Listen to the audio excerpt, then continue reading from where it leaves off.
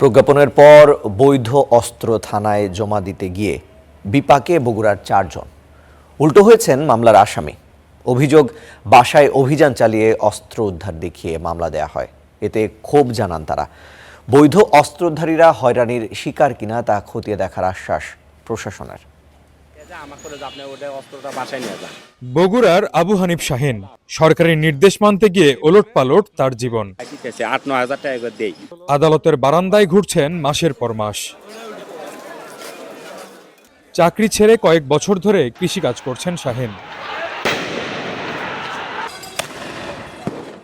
জুলাই অভ্যুত্থানের পরে আসে অস্ত্র জমা দেয়ার গণবিজ্ঞপ্তি।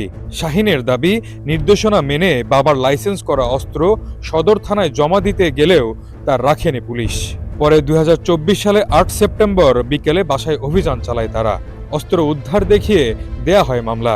সেই মামলায় 2 মাস কারাভোগ শেষে জামিনে ছাড়া পেয়েছেন তিনি। অনেক অবৈধ অস্ত্র আজও খুঁজে পাইনি, আজও তারকে জমা দেওয়া হয়নি। আর আমাকে বৈধ অস্ত্র, আমাকে নাম্বার তো সব জায়গাতে আছে, থানাতে আছে, ইউনো অফিসে আছে, র্যাব অফিসে আছে, ডিসি অফিসে আছে।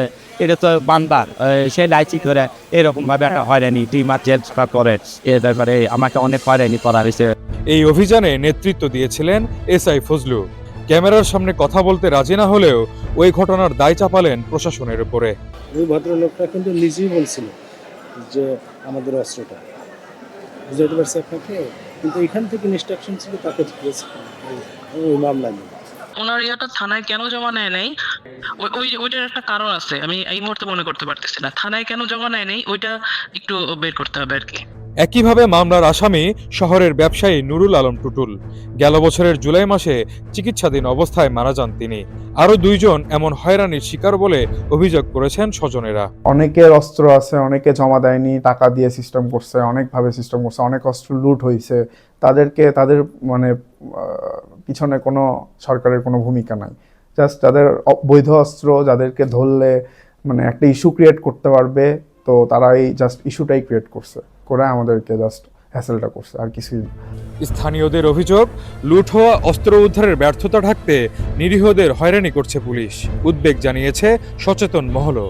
অস্ত্র যে লিপাট হয়েছে এগুলো আইনের আওতায় নিয়ে এসে আমাদের মতামত হলো যে অবৈধ অস্ত্রগুলো উদ্ধার হওয়া উচিত। 8% সহিংসতা ঘটুক, এটা আমরা ভবিষ্যতে কোনোদিন চাই না। লুটকৃত অস্ত্র এবং কতগুলো অস্ত্র বাইরে রয়েছে, এটা এই মুহূর্তে স্বরাষ্ট্র মন্ত্রণালয়কে পরিষ্কার করতে হবে, এবং ওই অস্ত্রগুলো কেন উদ্ধার হলো না, কী কারণে উদ্ধার হলো না, এবং এই অস্ত্র বাইরে রাখার পরে যদি সুষ্ঠুভাবে উদ্ধার না হয় তাহলে সুষ্ঠু নির্বাচনের ক্ষেত্রে এটি একটি বড় ধরনের অন্তরায় হবে এবং আইন শৃঙ্খলার বড় ধরনের অবনতি ঘটতে পারে।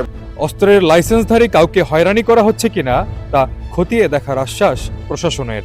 অস্ত্র আইন 1878 মোতাবেক সেক্ষেত্রে ফৌজদারি আইনটি প্রতিপালন করার জন্য পুলিশের পক্ষ থেকে ওনাদের যে আইন কার্যক্রম যেগুলো রয়েছে সেগুলো যথা নিয়মে প্রতিপালিত হচ্ছে। যদি কেউ ভুলবশতে যদি এটা না দিয়ে থাকে তাহলে আসলে থানায় জমা দেওয়াটাই উত্তম। আর যদি মামলার কথা বলেন, মামলাটা পরিস্থিতি কোনো এক কারণে হয়তো মামলা কেউ ইনস্টিগেট করে মামলাটা করানো হয়েছে, যদি এটা কাউকে হয়রানির জন্য করা হয়ে থাকে তাহলে আমাদের ভুল হয়েছে। আদারওয়াইজ মামলা অস্ত্রের জন্য হওয়ার কথা না, যদি সম্মানিত কোনো ব্যক্তির অস্ত্র থাকে। জেলা পুলিশের তথ্য অনুযায়ী গণ অভ্যুত্থানের সময় সদর ফাঁড়ি থেকে লুট হওয়া 39টি অস্ত্রের মধ্যে উদ্ধার হয়েছে মাত্র 17টি, আর ব্যক্তি পর্যায়ে 364টি নিবন্ধিত অস্ত্রের মধ্যে জমা পড়েছে 362টি। জজিফ হোসেন প্রতীক, স্টার নিউজ, বগুড়া।